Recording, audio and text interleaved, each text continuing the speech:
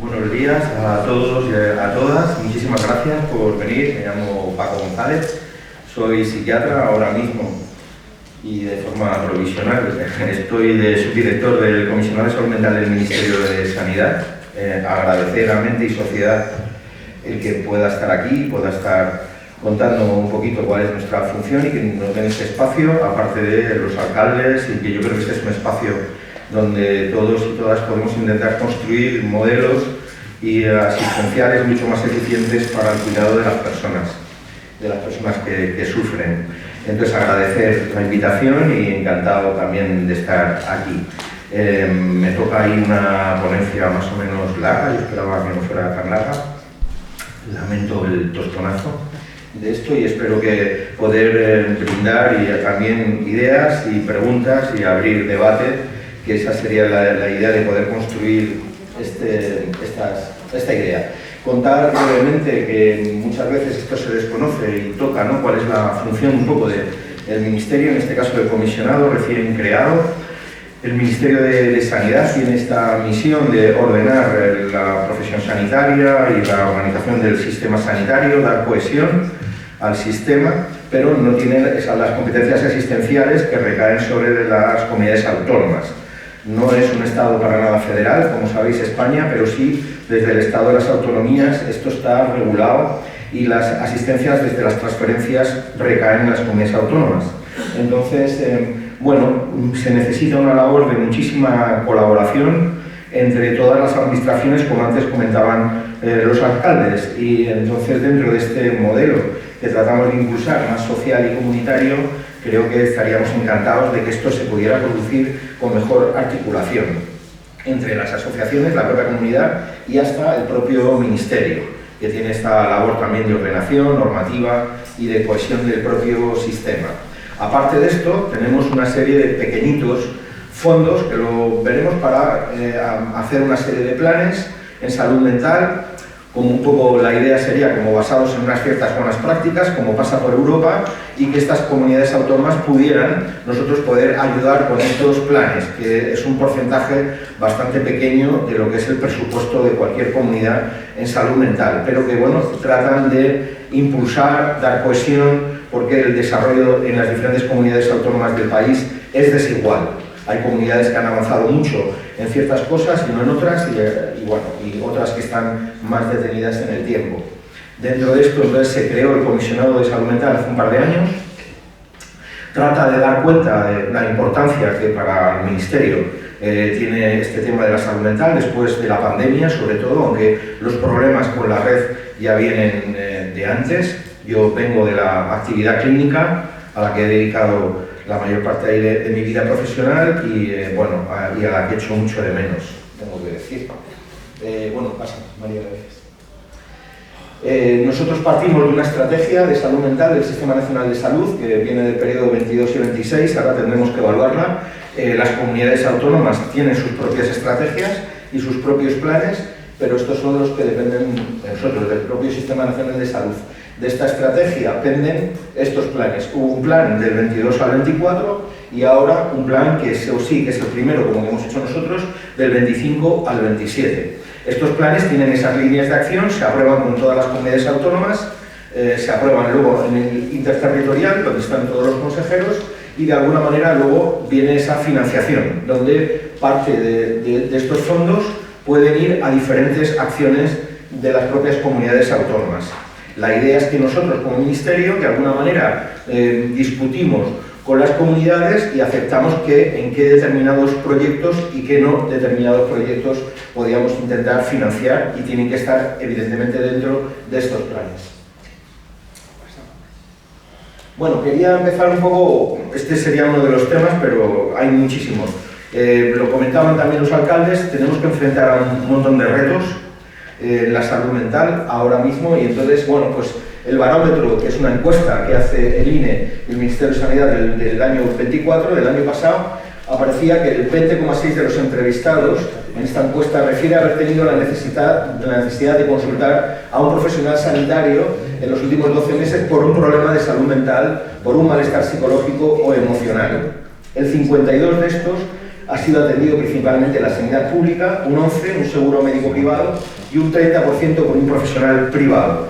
Esto viene de otros años, está aumentando, estamos hablando de que una de cada 5 personas está como demandando un profesional en salud mental, es unas cifras muy elevadas y van en aumento, y también van en aumento los que van a profesionales privados, como está aumentando. En algunas comunidades mucho más, pero antes los que acudían a los servicios públicos era también un porcentaje mayor. Como veis, la mayor parte médico de atención primaria, pero muy pegado con psiquiatría, psicología y algunos incluso a varios especialistas.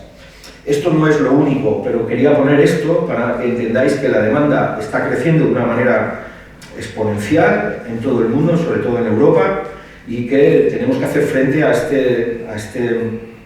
demanda, a esta necesidad que tiene la población y de cierto sufrimiento. No hay estudios fehacientes de esa lista de espera o esta demanda, quién la confecciona. Sí hay intuiciones que tenemos de que hay un porcentaje importante de esta población que tiene problemas contextuales y que no son problemas realmente estructurales, que no tendrían un trastorno mental o una patología, sino que están teniendo problemas serios de vivienda, de precariedad laboral, de desahucios, de problemas laborales, y que de alguna manera la dificultad que tenemos hoy como sociedad de estructurar ayudas a estos niveles acuden de manera a un sistema que siempre ha sido abierto y accesible, afortunadamente, como es el sanitario. Esto está, entre otras cosas, atascando el sistema. Entonces, nuestra idea, quería plantear esto desde el comisionado que abrió, que no ha podido venir la comisionada Belén González, era trabajar por un modelo que trate de dar cuenta a estas nuevas demandas. Yo creo que, de alguna manera, las sociedades han demandado cosas a los sanitarios, también en términos de salud mental. Estas demandas han cambiado a lo largo de la historia y ahora estamos ante demandas completamente nuevas que yo creo que necesitan, de alguna manera, una nueva manera de ver esto, o un nuevo sistema de poder enfrentar lo que tenemos delante. No quería pasar a datos, pero dentro de esta respuesta que se está dando, pues somos el país del mundo con mayor consumo tanto de hipnosedantes no tanto, pero sí de antidepresivos, y entonces estamos teniendo problemas con esto, con esta patologización de mucha de la población que demanda esto, ¿no? Entonces entiendo que es un problema de todos, esto no es un único problema sanitario. Estaba comentando que hay problemas de vivienda, hay problemas de trabajo, hay problemas de precariedad que están dando mucho sufrimiento a las personas. Y desde la pandemia vemos mucho más, pero sí tendríamos que pensar de una manera coordinada cómo poder responder a esto de una manera eficiente y no dañina para la propia población. Bueno, la idea entonces que teníamos en la cabeza es de hacer una transformación, al menos de este modelo, entendiendo todo esto. El modelo con el que queríamos trabajar y presentar estos planes que de alguna manera hemos hecho, tendría que estar basado en determinantes sociales, con esto que he estado hablando previamente, tiene que estar necesariamente basado en esto y con capacidad para trabajar en los espacios no como actores únicos que mejoren las causas del sufrimiento. Esto que han comentado los alcaldes de asociaciones, de familiares, de mente y sociedad, pues evidentemente les necesitamos porque necesitamos las manos de todos, de alguna manera. Y no es solamente un tema de recursos, que por supuesto nos faltan psiquiatras, tenemos tasas muy bajas en relación con Europa de enfermería especialista, necesitamos mucho más recursos, pero ya no solamente es un tema de recursos, sino es un tema de modelo, es si metemos a más gente, ¿para hacer qué? Y para hacer de qué modo. Ese tipo de preguntas tendríamos que hacerlas y tendríamos que responderlas. O sea, vale, vamos a contratar psiquiatras, psicólogos, enfermería, trabajadores sociales, terapeutas ocupacionales, integradores, pero ¿para hacer qué? ¿Para hacer qué cosas o responder de qué manera? Creo que es importante también darle una vuelta a todo esto. Sabemos que la salud depende del código postal y no es lo mismo crecer o nacer en determinados sitios, la salud en general, que en otros, y tenemos que trabajar en salud mental de forma necesaria, de una manera singular, con los problemas que trae una persona, una familia o toda una comunidad. Digamos que la persona trae a la comunidad detrás y desde el punto de vista de salud mental, los problemas que pueda tener San Fernando o Coslada o Velilla son propios también de esta comarca y van detrás de la persona que de alguna manera está quejándose o está sufriendo. Y esto habría que tenerlo en cuenta en poder hacer modelos de salud mental más eficientes.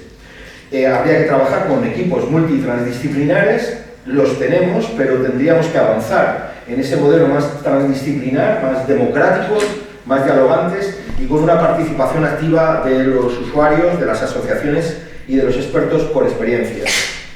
Habría que darle mucha importancia al acogimiento, al trato, mucho más a veces que a lo que es el propio tratamiento. Esto siempre ha sido uno de mis pelmazos a lo largo de mi carrera. Tiene que ver con, para mi gusto, la medicina, la base, el core central de la medicina a lo largo de toda su historia ha sido la vinculación con las personas. Eso ha sido lo que ha constituido la medicina. Es un tipo de vinculación especial, no voy a prolongar qué tipo de vinculación, pero es una vinculación que se mantiene en todas las épocas de la historia. No ha sido tanto la instrumentación científica con la que ha trabajado. Si la ciencia hubiera sido lo central de la medicina, como evidencia, no se hubieran puesto sangrías ni sanguijuelas, ni se hubiera hecho absolutamente nada. Y esto lo hacían médicos, porque la medicina se centraba en el vínculo de acogimiento y de trato de una persona a la que la comunidad le otorgaba un saber y una experticia.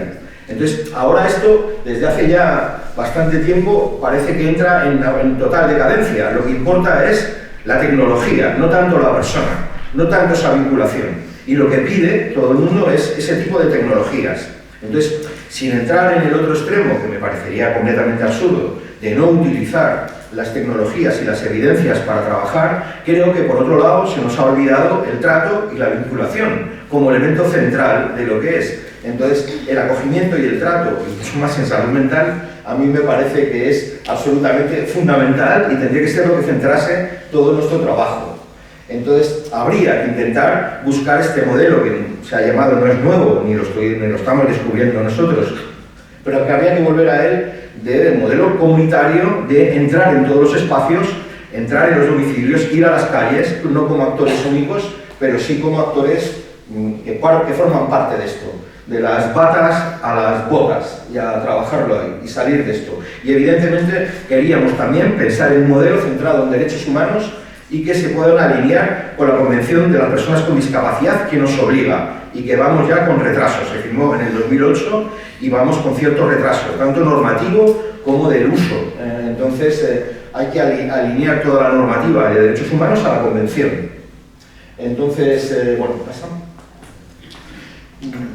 Rápidamente, porque en todos los barómetros, cuando tú preguntas, si nos preguntásemos a nosotros mismos cómo hemos superado nuestras crisis personales, o qué nos ha hecho hacer que nuestra salud mental pueda ir mejor, toda la contestación que se da en los 27 países de Europa, esto es del año pasado, es que ¿qué me hace sentirme mejor? Pues estar en contacto con la naturaleza, espacios verdes, poder dormir bien, los deportes, el contacto social. Esto es lo que contesta la mayor parte de la gente. No habla de otras cosas y nosotros tendríamos que intentar ver que esto es realmente importante. Cambiar nuestras comunidades, luchar por tener comunidades más luminosas, con parques, con manera de moverse, y para eso no lo tiene que hacer solo sanidad, solo faltaba. Pero tenemos que coordinar porque esto es básico para la salud mental de las personas. Entonces, bueno, para nosotros entonces este tipo de modelo que trabaja en modelo social y comunitario nos parece fundamental. Bueno, lo mismo, pues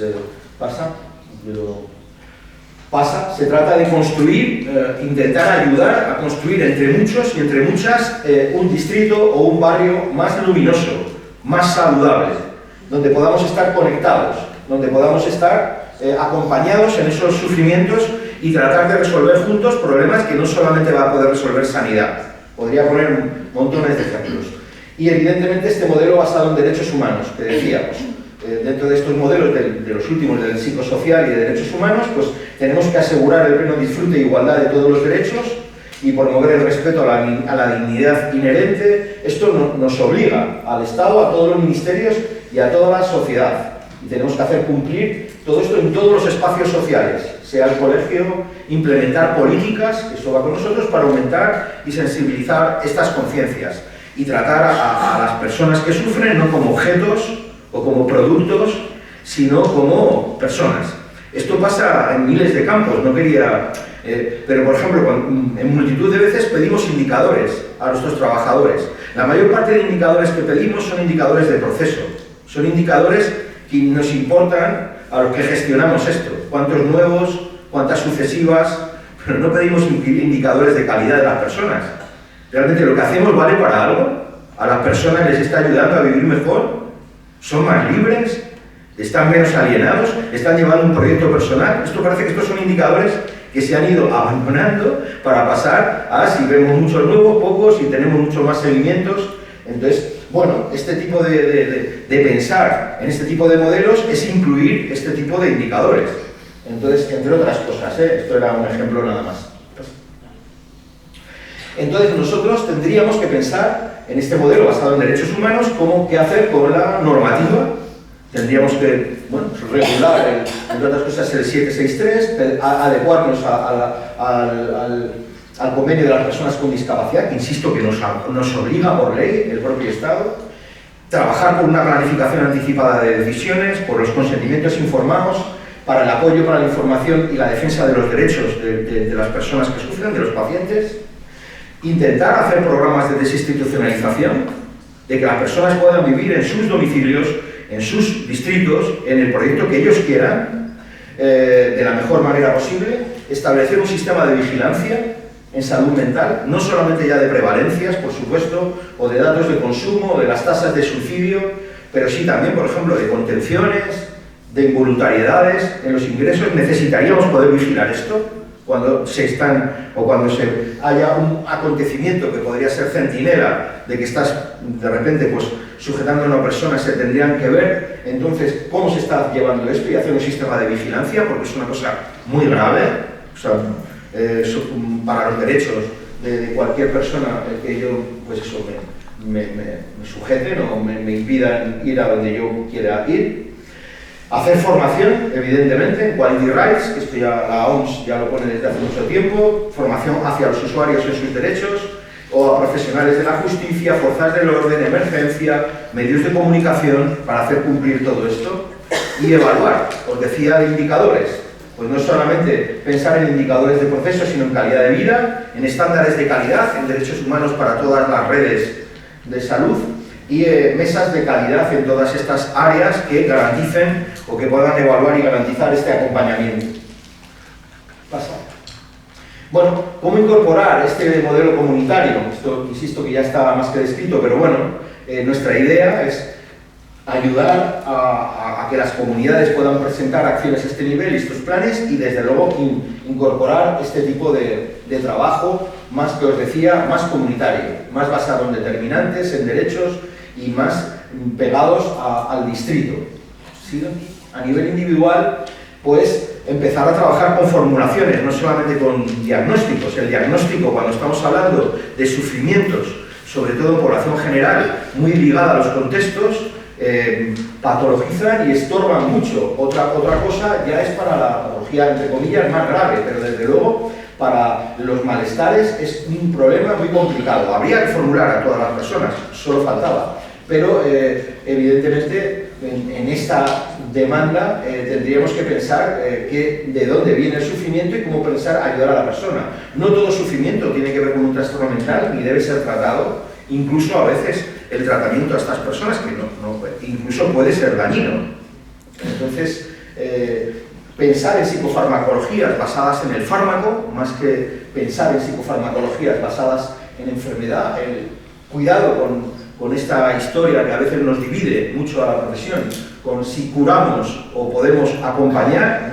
Muchas ideas estas de la eliminación del síntoma por ser deleterio ha traído a muchísimos problemas y mucho daño a la población, también a la población con trastorno mental severo, y a veces lo que tenemos que hacer es acompañar, pero esto ya lo decía ya Hipócrates. Pensar entonces en el daño, en hacer prevención cuaternaria, y a veces lo más importante es estar ahí, es acompañar, conectar, no dejar a las personas solas y no dejar solo a nadie ni dejar solo atrás. Para mucha población con estos malestares, lo ideal sería empezar a construir con intervenciones de tratamiento, funcionar y favorecer espacios en lo social que pueda ayudar, junto con vivienda, junto con trabajo, que pueda ver qué está pasando la salud mental tendría que entrar en todas las políticas. Si el daño lo está haciendo la empresa, tendríamos, entre comillas, que tratar a la empresa. Y esto entonces nos estamos viendo los trabajadores clínicos abocados en este tipo de horror. Estamos viendo a multitud de pacientes con problemas laborales que están llenando en mi centro. Cuando yo trabajaba en el centro, el 50% de las evaluaciones nuevas de los psicólogos era exclusivamente por un problema laboral. El problema laboral, si el problema tiene que ver con la empresa, porque te están pagando mal, porque te están acosando, porque te estás teniendo problemas en la empresa, yo no tengo nada que hacer como terapeuta, no tengo nada que cambiar a la persona. Entonces, y la persona está huyendo de un infierno sobre el que no puedo intervenir. Entonces, esto además está causando esta ley de cuidados inversos, porque de repente personas que sí necesitan nuestra ayuda y la necesitan de manera eficiente, no tienen posibilidad de entrar en el sistema, porque está como copado por muchos malestares y muchos sufrimientos que lo son, pero que no tienen que ver la mayor parte de veces esto con sanidad. Entonces, la idea no es decirle a la persona, esto no es de aquí, perdona, y darle esta especie de patada. No, sino si de repente veo que estamos teniendo muchos, pues tendré que organizar cosas fuera de esta historia, que venga trabajo, que vengan las unidades de prevención de riesgos laborales, que puedan meterse para ver si podemos cambiar y podemos añadir algo de salud mental a las empresas. Porque si no, nos vemos abocados a esta especie de atasco y que a nosotros como terapeutas nos estaba todo el rato paralizando, porque yo no tengo nada que hacer, y luego dar de alta a esa persona era muy complicado, porque es como devolverla al infierno. Pero si el problema está allí, habrá que resolverlo allí. Entonces, esto es un ejemplo de muchos de lo que nos está sucediendo constantemente. Ayudar a la prescripción social, a trabajar con los barrios, a trabajar con asociaciones como Mente y Sociedad, o como muchas otras, que hay que hacer este tipo de recomendaciones de activos. Tenemos que trabajar para una sociedad mucho más luminosa. ¿Pasa? Pero cuidado con no reproducir este modelo médico, por de alguna manera, emplear la recomendación de activos como si esto fuera una receta. Como si esto fuera, te voy a recetar y tienes que ir al gimnasio, tienes que ir... No, se trata de intentar que nosotros, no como actores únicos, vuelvo a insistir, pero tenemos que tener acciones transformadoras de lo social. Luchar contra estos determinantes estructurales como parte de ello. La desigualdad, la precariedad, la exclusión, porque sabemos que forman parte de ese sufrimiento. Entonces, a veces la posición que ha tenido la medicina, o a veces la psicología o la salud mental, es como que esto no es mi campo, yo no me meto en esto, y entonces yo no hago esta especie de intentar meterme en ayudas para este tipo de lo social, con lo cual esta aparente neutralidad no deja de ser también, o sea, el que es neutral a las violencias que está habiendo está favoreciendo estas violencias. No se puede ser neutral si yo estoy viendo una situación de desahucio y entonces tengo una persona que está fatal porque la van a desahuciar de su casa, y entonces, bueno, pues no, pues la está desahuciando, tendré que participar también de esto en ver cómo puedo proteger a esta persona. Evidentemente no lo va a hacer sanidad, lo tendrá que hacer vivienda, pero yo tengo que participar en esto, y tengo que ser un actor como parte de esta comunidad que pueda luchar contra esto. Tenemos que intentar mirar desde lo colectivo, con a veces estas ideas las que somos críticos, nosotros al menos, que tienen que ver con esto, con la resiliencia, con la autoestima.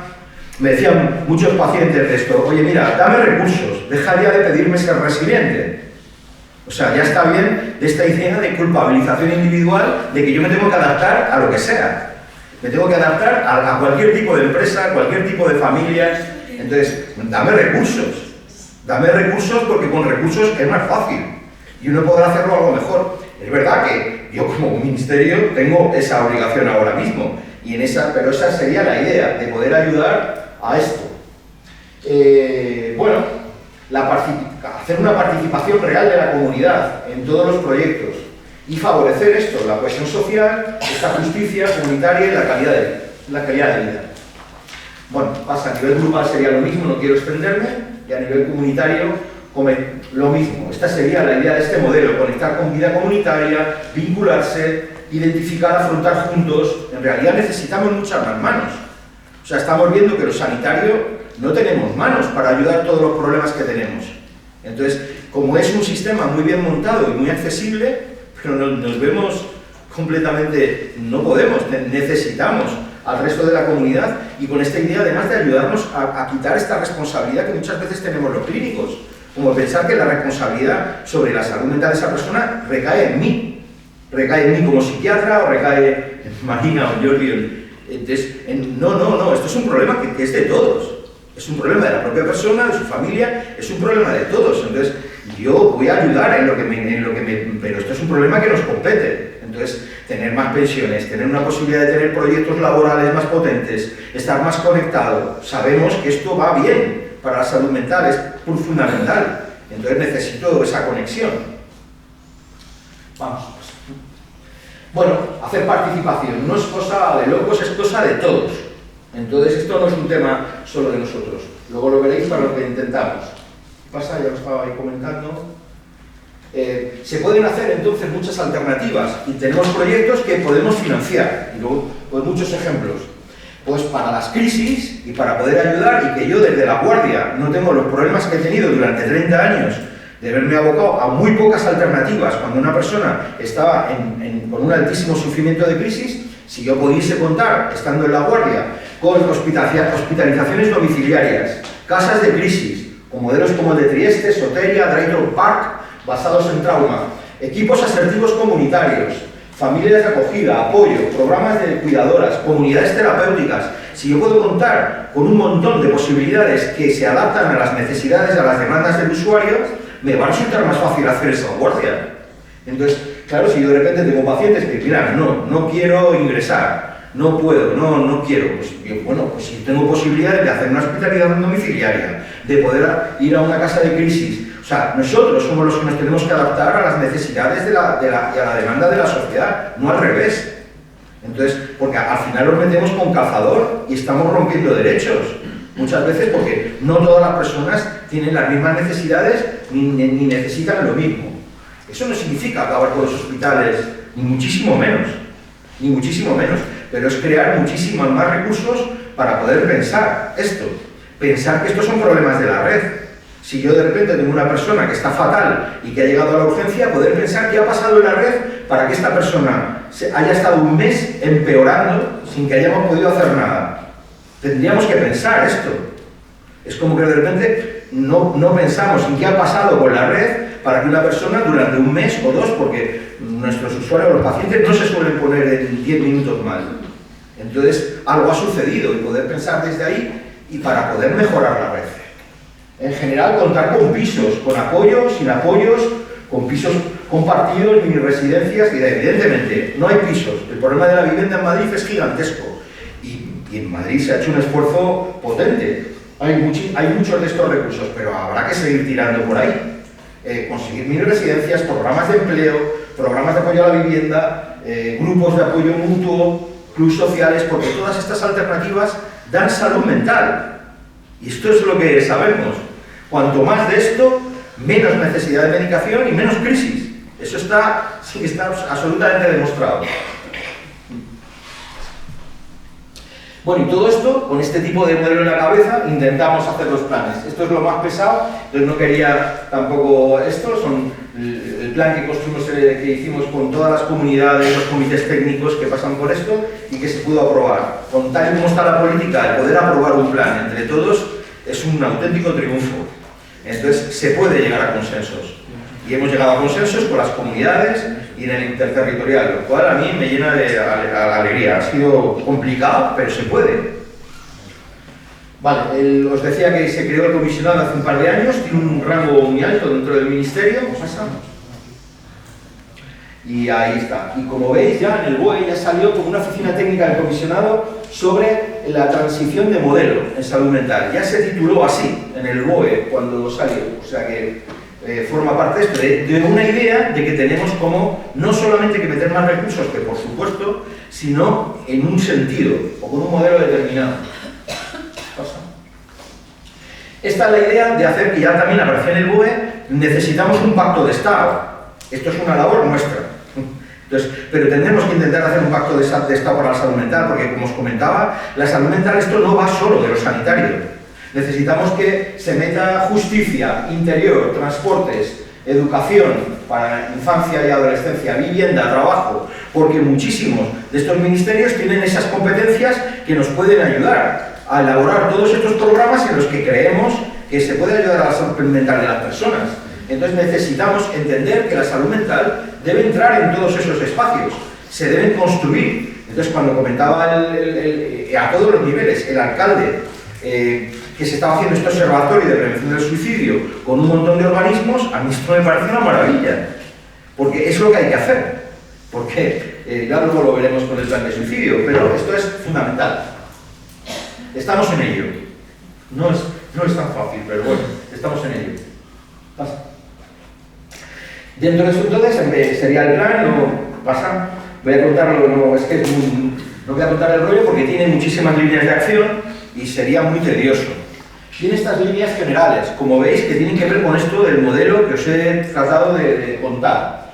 Habría una línea de acción en recursos humanos, creemos que hay que mejorar los recursos, y vuelvo a insistir, tenemos datos bajos, muy bajos en comparación con Europa, de todo, de psiquiatras, de psicólogos, especialmente de enfermería y de otras profesiones, y necesitamos mejorarlo. No es sencillo y vamos a trabajar en esta línea. Habría otra línea de acción de planes, también para poder financiar proyectos de comunidades autónomas que van en una línea de salud mental comunitaria, de todo esto que he comentado, de hacer casas de crisis, modelos de equipos de tratamiento asertivo comunitario. Habría una tercera línea basada en derechos humanos, con un proyecto que lo recomendaríamos, una de calidad y tratamiento más en lo sanitario, para los contextos de vulnerabilidad. Había proyectos específicos para población LGTBI, para gente con trastorno mental, para mujer, para personas en estos contextos, no porque sean vulnerables, sino porque están en ese tipo de contextos. Perinatal, que sería la primera vez, antes en el anterior plan estaba puesto, bueno, fuera, metido dentro, ahora hemos hecho una línea específica de adolescentes, niños y de perinatal. Otra de sistemas de información, no voy a insistir aquí, los datos y la información que tenemos desde el Ministerio es mala, es pobre, necesitamos mejorar muchísimo los datos centralizados y entonces necesitamos la articulación con el resto de las comunidades para conocer todos estos datos, nos los pide Europa y nos cuesta a veces trabajo. ¿Cómo obtenerlos? ¿Cómo obtener este tipo de datos y de esos sistemas de información que también van para hacer una cartera de servicios, bueno, muchas cosas?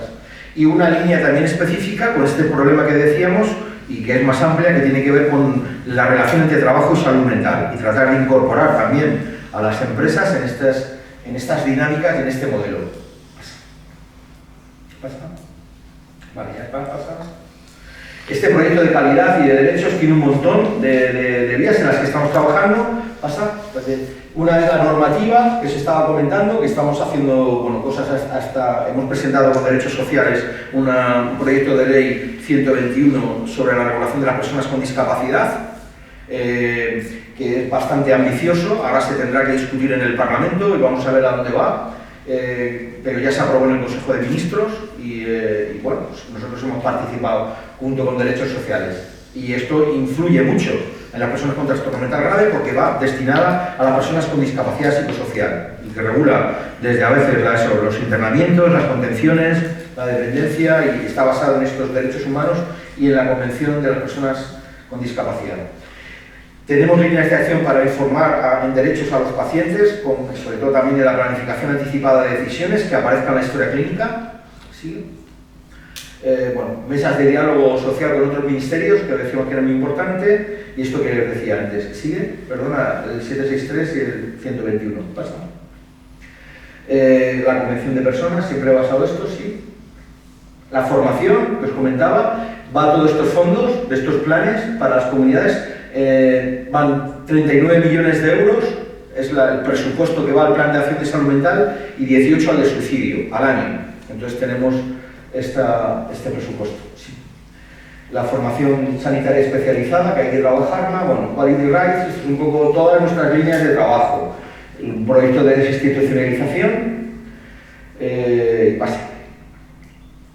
La vigilancia que os comentaba, muy importante, ya estamos trabajando con el CAES, con el sistema de alarma también y de la salud pública del Ministerio para una vigilancia de salud mental junto con las comunidades autónomas. O sea, vamos tirando ahí en todo esto. Este es nuestro trabajo. Y hacer evaluación, como os decía, con indicadores. Y trabajar con una Federación Nacional de Personas por Experiencia que sea toda nacional y que de repente ahí podamos intentar trabajar juntos en la formación y en todo, en la participación. ¿Pasa? Esto es lo que decíamos de modelos alternativos que tratamos de desarrollar al trabajo más comunitario dentro de los centros y dentro de todo el modelo, que sería empezar a trabajar por una prescripción social dentro de un modelo comunitario, de entender lo que es un mapeo, de trabajar con tu distrito, con tu comunidad, de trabajar con las asociaciones y de entender qué necesitamos para poder trabajar de una manera más eficiente. Sobre lo que os decía, de conversaciones de no tratamiento, de tratar de evitar que desde el médico de atención primaria o nosotros hacer modelos colaborativos para no patologizar y medicalizar sufrimientos que tienen que ver con la vida y tratar de ayudarlos desde otro sitio. Esas herramientas de no hacer, desde atención primaria, sobre todo, lo que os comentábamos, una psicofarmacología centrada en el fármaco y empezar a trabajar en conversaciones sobre las personas a las que tratamos. Y modelos que estamos, y guías de práctica clínica que estamos hablando de prescripción por estas de psicofármacos y también de prescripción en ocasiones de psicoterapia. Y entonces entender esto para fomentar una práctica comunitaria con perspectiva en determinantes. De no dar una respuesta exclusivamente biológica a los problemas de las personas, entender que tienen que ver con un contexto, que está bien esa perspectiva desde lo biológico, pero que si no añadimos lo psico y lo social, no estamos haciendo nada y hacemos el modelo no solamente ineficiente, sino que a veces dañino. En infanto-juvenil tenemos mucho trabajo, como podéis imaginar, tal y como está, y sobre todo desde la pandemia, muchos de los datos de malestar, fundamentalmente en mujeres, en chicas. Estamos tratando de hacer un diagnóstico de situación, se ha montado un grupo asesor de expertos en el comisionado, con profesionales también del ámbito educativo, y hemos metido los consejos estatales de infancia y de juventud con este modelo comunitario, de que este diagnóstico de situación no lo vamos a hacer nosotros, lo tenemos que hacer con los que trabajan con infancia, con las asociaciones y con esto, porque no sabemos trabajar de otra manera. Desde ahí intentaremos hacer este diagnóstico, tanto cuantitativo como cualitativo, para luego empezar a trabajar, empezar a ver con modelos, con planes que puedan trabajar esta línea de no patologizar a la infancia, de no sobremedicalizarla, que también lo estamos viendo, pero a la vez no abandonarla, ayudar qué va a pasar y cómo podemos hacer para manejar los sufrimientos que están teniendo en estos contextos. Y eso tenemos que hacerlo, evidentemente, con el ámbito educativo, también dentro del ámbito comunitario y del sanitario.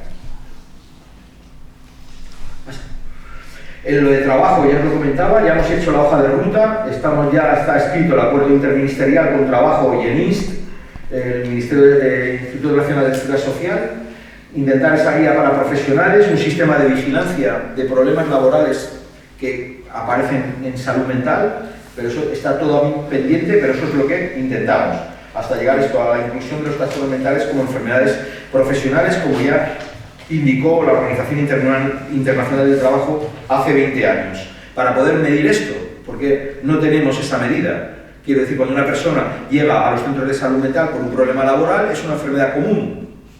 Entonces aparece como enfermedad común y aparece, no sabemos si es laboral o no. Quiero decir, yo ponía ansiedad o ponía trastorno adaptativo, pero no ponía que era un problema laboral. Entonces, y desde ahí es difícil meter entonces a las empresas a unidades de prevención de riesgos laborales, y estamos trabajando con todas ellas, con muchas reuniones y muchos grupos de trabajo para entender que ellos se tienen que implicar en esto, que tenemos que implicar si vemos a un trabajador que está en una situación a veces terrible. Esta hoja de ruta ya la hemos hecho, es una publicación que acaba de salir para administraciones sanitarias en España, ha participado un montón de gente para entender todo esto que hablábamos. Hay una CT de sufrimiento, hay problemas de salud mental que van más allá y luego hay trastornos mentales.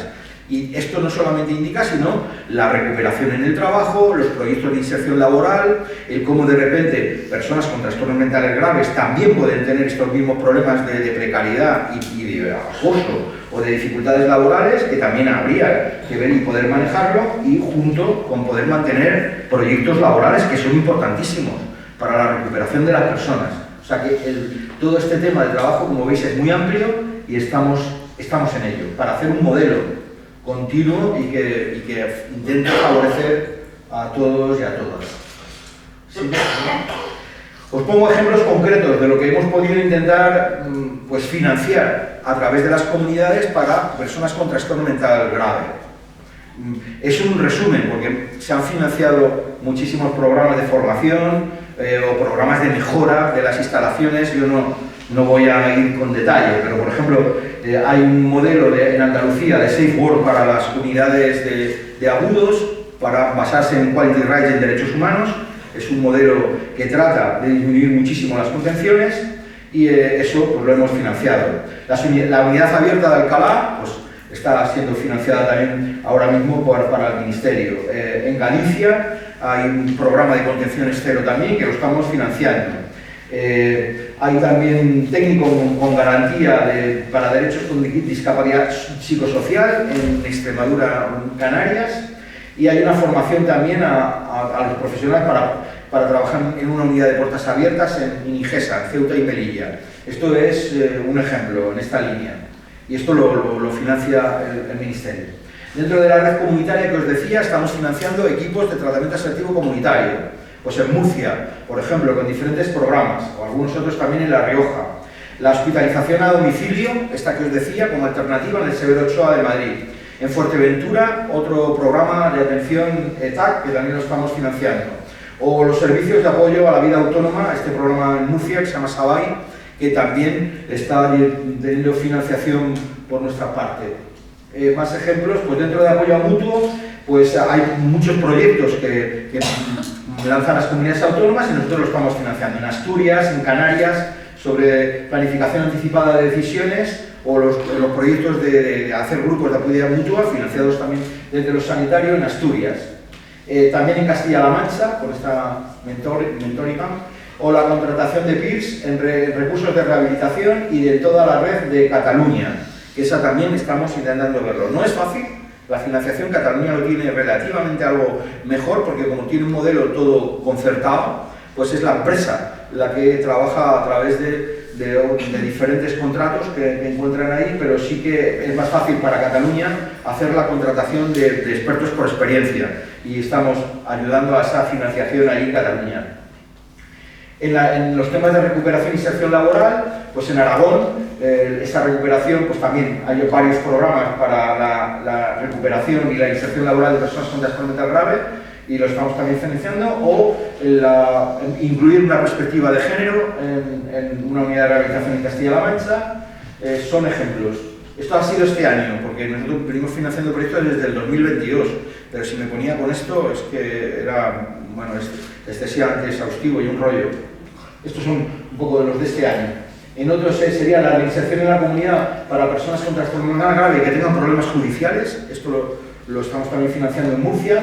O el proyecto Prometeo, que es un proyecto de hogares, en Asturias, tienen 60 pisos donde pueden vivir 60 personas, perdón, son 20 pisos y tienen 4 de formación en 18 meses para que se vayan ahí. Es un proyecto muy interesante que lleva Siloé, una asociación, con una coordinación sociosanitaria, que eso es lo que decía del modelo. Participa servicios sociales, participa salud mental y tienen pues 24 pisos, 4 para formación y 60. Ya os decía que en este caso aquí la Red de Madrid tiene también numerosos pisos para esto, pero la idea es fomentar esto para que puedan vivir, o el hogar es más en Asturias, que estuvimos viendo también, que lo lleva otra asociación, y es para mujeres y es para personas con trastorno mental grave que han perdido la vinculación con salud mental, porque no quieren o por lo que sea. Entonces, esas personas que han perdido la vinculación sí han logrado, a través de una asociación, y conseguir hacer estos pisos, en este caso en Oviedo. Bueno, prevención del suicidio, yo creo que ya lo conté, intento ir muy breve. Bueno, 700.000 personas se quitan la vida al año en el mundo, ya no es la principal causa de muerte no natural, pero es de las principales. En España, 3.846 este año, se ha bajado afortunadamente un 6%, y viene a ser unas 8 por cada 1000, pero si ves la gráfica, es 3 veces más en hombres que en mujeres, y muchísimo más a partir de los 80 años. Entonces es un problema importante, no solo de salud mental, no es solamente un problema sanitario. Vuelvo otra vez que aquí cabe perfectamente el modelo del que estábamos hablando. Las personas, el suicidio es un problema multicausal, tiene muchísimos problemas. Hay personas con trastornos mentales, evidentemente, que se suicidan, y eso es un problema que también evidentemente tenemos que meternos dentro de lo sanitario, pero hay muchísimos ámbitos con los que habría que trabajar: vivienda, transportes. Ahora lo vemos en cualquier plan de prevención de suicidio. Madrid tiene el suyo ya desde hace años y bueno, pues es importante, pero hay otras comunidades que no, que están más retrasados. Bueno, como veis, esto pues, se hizo en la oficina C dentro del Parlamento, una comisión parlamentaria, y sacaron toda esta serie de estudios. Todo plan preventivo en suicidio tendría que ir desde prevenciones universales a selectivas indicadas, como ya se sabe, y las que tienen evidencia más contrastada, como veis, dentro de lo universal, es la restricción a medios letales, el poder dificultar o impedir para ganar tiempo, para conseguir una demora en la persona que está con esa intención y con ese plan suicida, es muy importante. La prevención basada en educación, en esa alfabetización, dentro de lo indicado, selectivo, que es lo que nos toca más a nosotros como sanidad, sería la continuidad de la cadena asistencial, la accesibilidad muy rápida, los códigos de riesgo suicida, que ya también se pusieron en marcha en Madrid y en otras comunidades autónomas, logran hacer esa prevención y mejorar en la intensidad y en la eficiencia de los tratamientos psicológicos y farmacológicos. Una población a la que hay que dirigirse son las personas que ingresan con un intento de suicidio o que son dados de altas con un intento de suicidio. Entonces, hacer planes para que este tipo de pacientes, de personas, tengan una accesibilidad y un tratamiento lo más rápido posible es de los elementos que más evidencia tienen de prevención del suicidio, y hay que ir a por ello. ¿Pasa?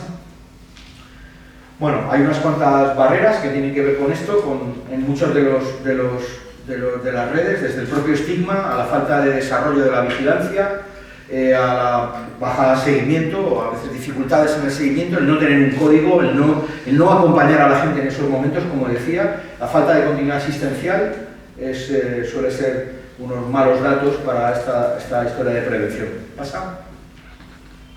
Estas serían las líneas estratégicas del plan, que tienen que ver, bueno, no voy a ir uno a uno, evidentemente, de información de calidad. Necesitamos datos para poder montar planes, necesitamos datos de calidad.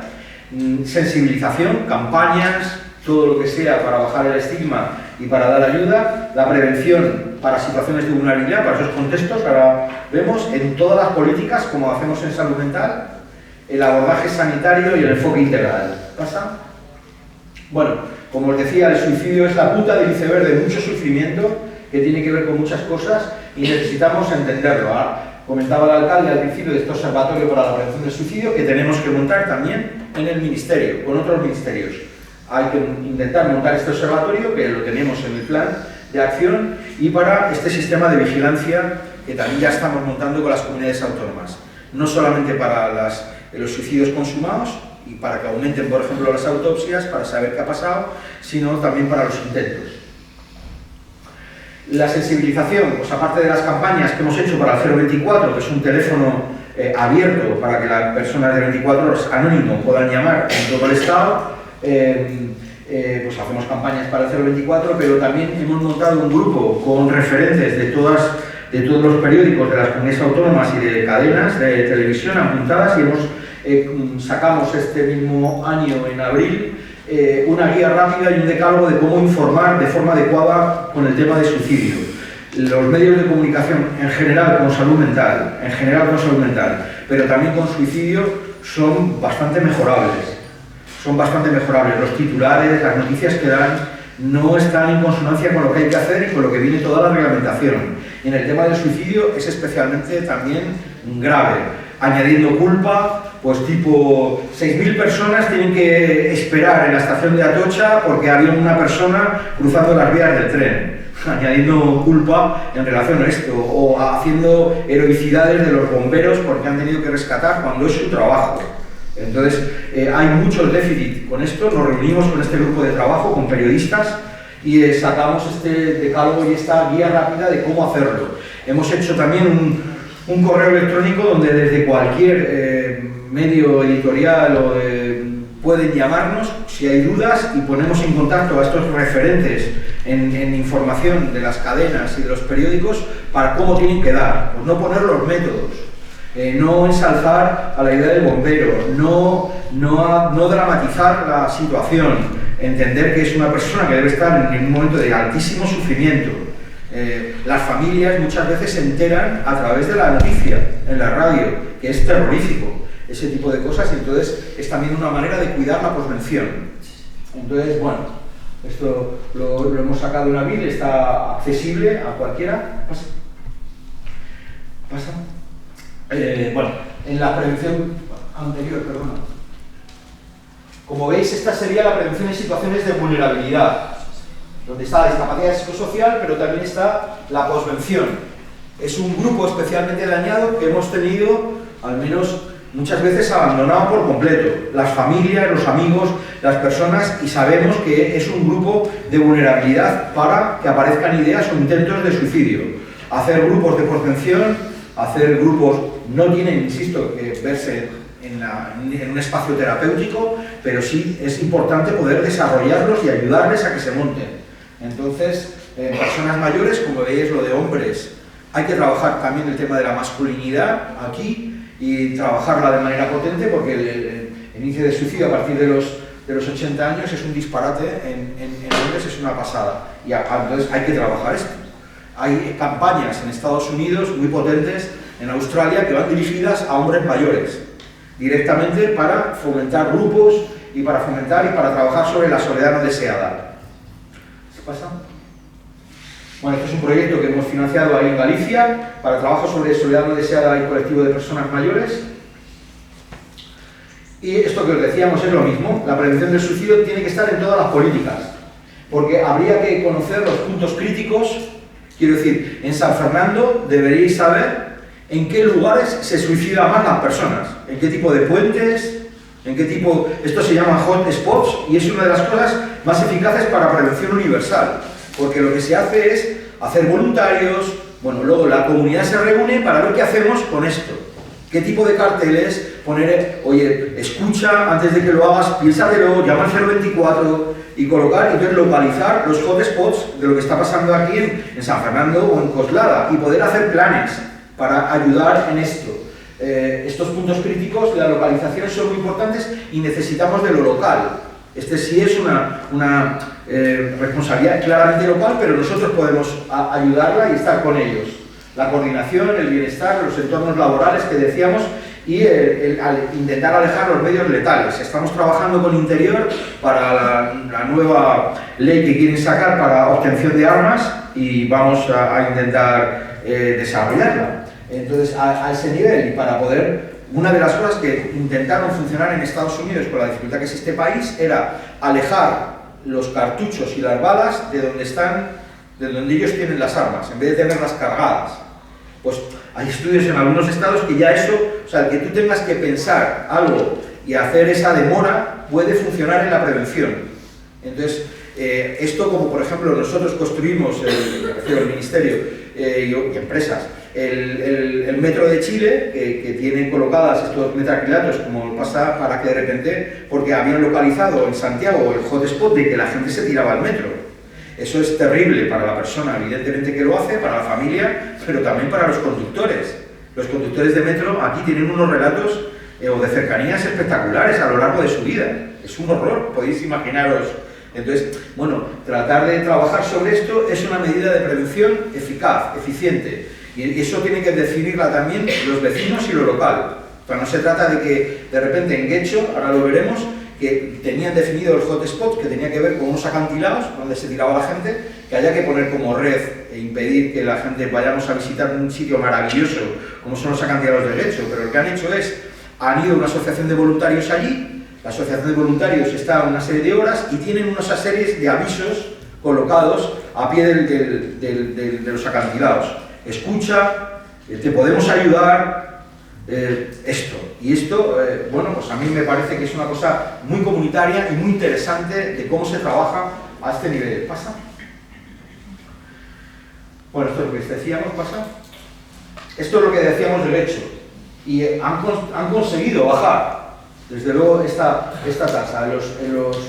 Aquí, en los acantilados de Getxo, había localizado este hotspot y entonces van voluntarios y colocan una serie también de información, de pide ayuda, no estás solo, aguanta, lo que decidan los vecinos.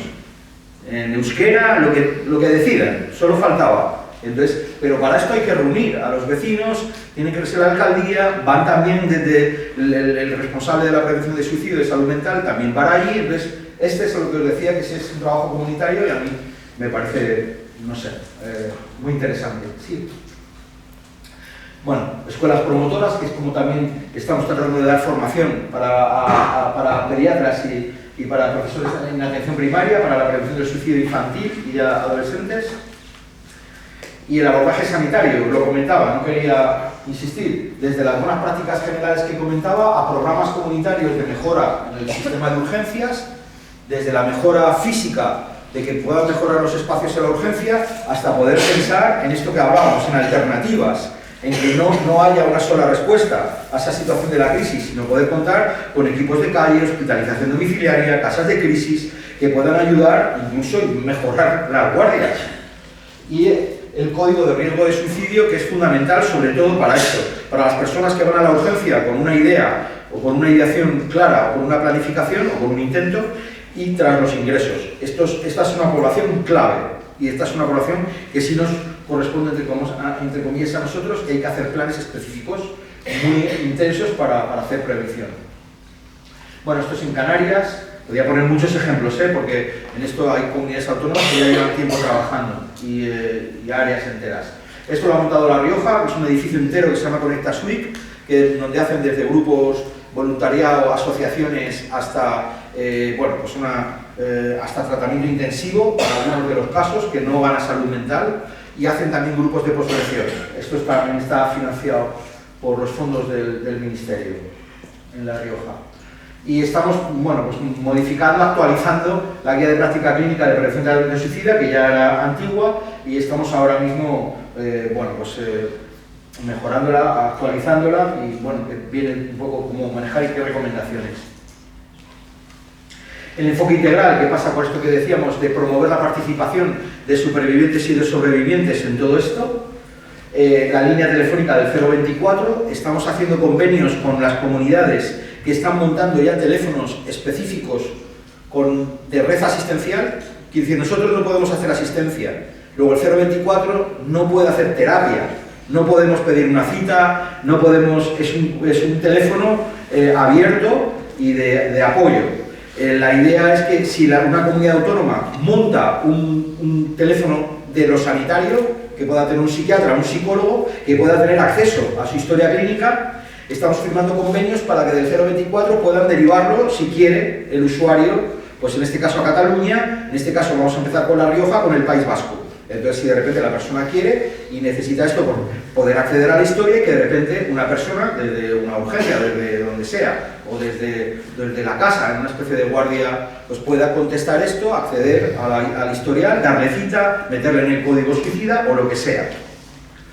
Información y supervisión a gatekeepers, que son estos agentes que pueden ser policías locales, profesores, que localicen y puedan trabajar en personas con sufrimiento. Y que tenemos planes también para esto.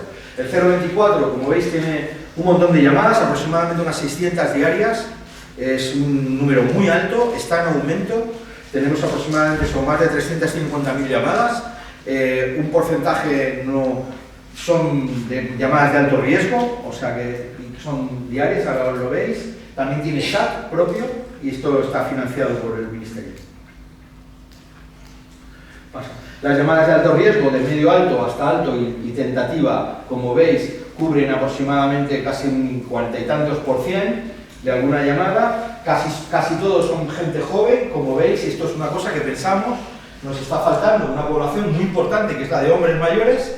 Tenemos que ver qué hacemos con esto, porque la mayor parte de gente que llama al 024 son adultos o incluso jóvenes, sobre todo con el uso del chat. Entonces nos falta una población que sabemos que tiene datos muy feos de suicidio a ese aspecto. Bueno, habrá que trabajar, ver cómo hacer campañas.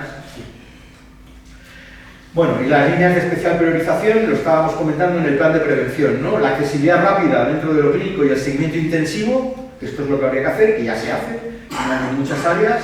Los hotspots a nivel local, los datos, la mejora de los datos, el trabajo sobre poblaciones vulnerables, sobre todo por pensión, hombres mayores, LGTBIQ+, infancia, y la sensibilización y la alfabetización. ¿Pasa? Estoy acabando, bueno, hemos financiado montones de proyectos, no voy a insistir, de cada una de estas en las comunidades. ¿Pasa? Bueno, tenemos muchos retos en el cambio de modelo. No es nada sencillo, pero yo no quiero tener una idea para nada pesimista.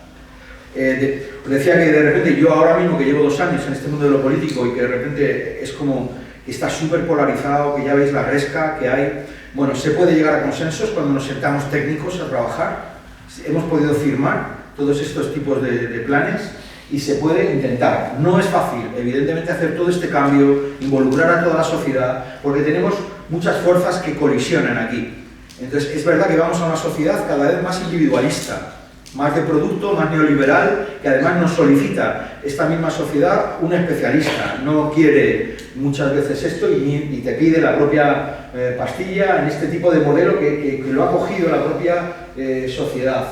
En lo profesional sucede lo mismo. Somos pocos, faltan recursos, es una red relativamente quemada en ocasiones y es difícil. Y colisionan muchas fuerzas. Hay un quiebre también a muchos niveles, que de repente la salud mental deja de ser prioritaria. A veces hay un quiebre que tiene que ver con lo ecológico y lo ambiental, o sea, el planeta, muchas cosas, y entonces de repente la salud mental empieza a arrinconarse. Hay crisis de vivienda, entonces si necesitamos para las personas con vulnerabilidad vivienda, pero es que no hay vivienda para nadie, no hay vivienda para jóvenes, no hay vivienda, es una crisis generalizada. Tendremos que ver cómo regular esto y cómo priorizar a las personas precisamente por esa situación de vulnerabilidad. Hay violencia, mayores a veces contextos de vulnerabilidad, dificultades para pensar en lo colectivo. Esto es complicado en este mundo social.